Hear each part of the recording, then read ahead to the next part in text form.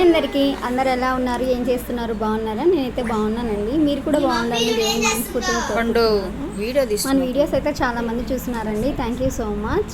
ఇప్పటికైతే మన ఛానల్లో సబ్స్క్రైబర్స్ వచ్చి 773కి అయితే రీచ్ అయ్యామండి.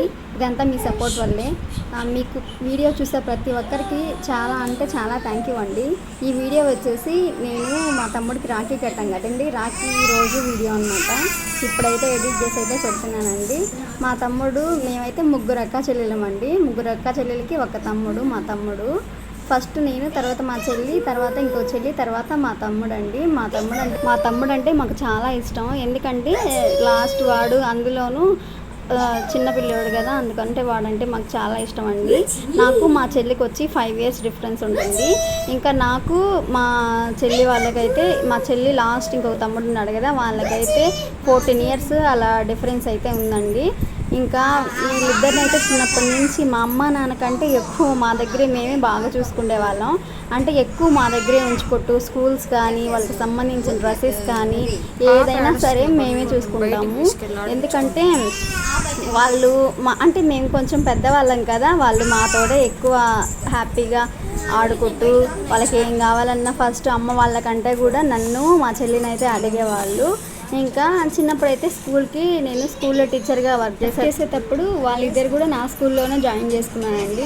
ఇంకా మా తమ్ముడు, మా చెల్లికి ఏం కావాలన్నా ఒక అమ్మలాగా అన్నీ నేనే చూసుకునేది. ఇంకా మధ్యాహ్నం అప్పుడు లంచ్ కానీ ప్రతి ఒక్కటికి వాళ్ళతో ఎక్కువ బాండింగ్ అనేది మాకుందండి.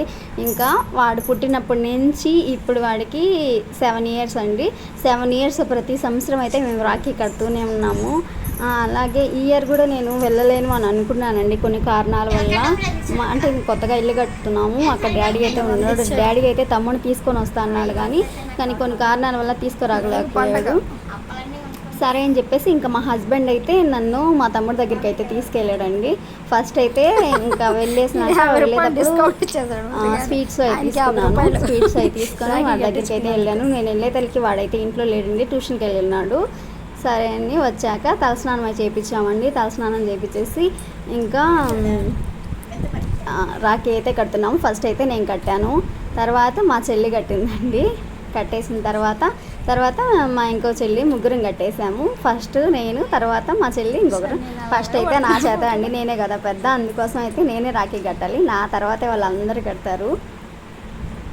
వాడైతే నేను రాననుకున్నాడండి. నేను వచ్చే లోపల చాలా అంటే చాలా సంతోషపడ్డాడు.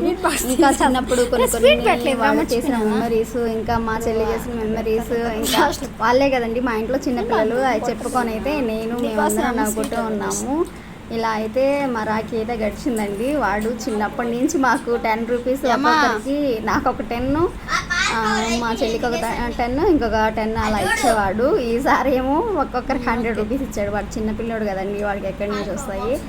ఇంకా అడిగాము, ఏం గిఫ్ట్ ఇస్తావురా మాకు అని అడిగితే, వాడండి ఇంట్లో బత్తాయి ఉన్నాయక ముగ్గురికి 3 glasses జ్యూస్ చేస్తాను అని చెప్పేసి కామెడీ చేస్తున్నాడు. ఇంకైతే చాలా అంటే చాలా సంతోషపడ్డామండి. ఇంకా మా చెల్లి అయితే రాఖీ కడుతుందండి. కట్టేసి కాళ్ళు మొక్కుతున్నాడు. నువ్వు లైఫ్లో ఏమైతే అనుకుంటావో అన్నీ సక్సెస్ఫుల్గా నువ్వు అన్నీ రీచ్ అవ్వాల్సని అని చెప్పేసి మా చెల్లి అయితే అక్కడ చూడండి ముద్దు పెడుతుంది. ఇంకా 100 rupees ఇచ్చాడు. ఇచ్చాక ఇంకా తీసుకుంది. ఇంకా లాస్ట్లో వీళ్ళిద్దరు చూడండి, వీళ్ళిద్దరిదే అసలైన కామెడీ ఇంట్లో. మాతో అంటే ఎక్కువ వాడు తమాషాలు పడ్డా, కానీ ఇంకొక మా చెల్లి లాస్ట్ చెల్లింది కదండి, వీళ్ళిద్దరు ఒకసారి పుట్టారనమాట. వీళ్ళిద్దరు కామెడీ ఇంట్లో ఎలా ఉంటుందంటే మామూలు కామెడీ కాదండి. వీళ్ళిద్దరు కానీ ఒక దగ్గర ఉండే టామ్ అండ్ జెర్రీలు, కానీ ఒకరు లేకుండా ఒకరు ఉండలేరు. వాళ్ళిద్దరు మాత్రం కొట్టుకుంటారు, కానీ పక్కన వాళ్ళు ఎవరైనా కానీ మా తమ్ముడు రోడ్కి వస్తే అమ్మాయి కామ్గా ఉండదు. వీడు కూడా అంతే. మాతో అయితే అసలు ఎక్కువ ఏం మాట్లాడ్డా, కానీ వాడు మా చెల్లి లాస్ట్ చెల్లి ఉంది కదా, ఆ అమ్మాయితో మాత్రం భలే కామెడీ చేస్తాడండి, భలే వేషాలు వేస్తాడు. చూడండి రాఖీ ఆ అమ్మాయింది హారతి పెట్టి తిప్పిందండి. తిప్పేసిన తర్వాత ఇక్కడైతే రాఖీ అయితే కడుతుందండి. కడుతుంటే ఫస్ట్ నేను కట్టాను కదా, నాకంటే ముందు కడుతుంది. వాడు నువ్వు కట్టబాకు, నువ్వు లాస్ట్ కట్టు అని చెప్పేసి అంటా ఉన్నాడు. ఇంకా సరే అని చెప్పేసి లాస్ట్ కడతా ఉంది. ఏం గిఫ్ట్ ఇస్తావరా, ఏం గిఫ్ట్ ఇస్తావరా అని అడుగుతుంది. నీకేం గిఫ్ట్ ఇన్ పండు అని చెప్పేసి అంటా అన్నాడు. అక్కోళ్ళిద్దరికైతే నాన్న చెరొక 100 రూపీస్ ఇమ్మన్నాడు, నీకేం ఇయ్యొద్దని చెప్పాడు, నువ్వు ముందుగానే రోజు తీసేసుకుంటున్నావు అన్న అని చెప్పేసి కామెడీ అయితే చేస్తున్నాడు. ఇంకా సరే అని చెప్పేసి ఇంకా రాఖీ కడతానండి. రాఖీ కట్టేసింది. రాఖీ కట్టేసిన తర్వాత స్వీట్ అయితే పెట్టింది. స్వీట్ పెట్టేసిన తర్వాత ఇంకా ఆశీర్వాదం తీసుకోవాలంట అంకాడ. సరే అని చెప్పేసి ఇంకా లేచి అయితే ఆశీర్వాదంకి అయితే నిలబడిందండి.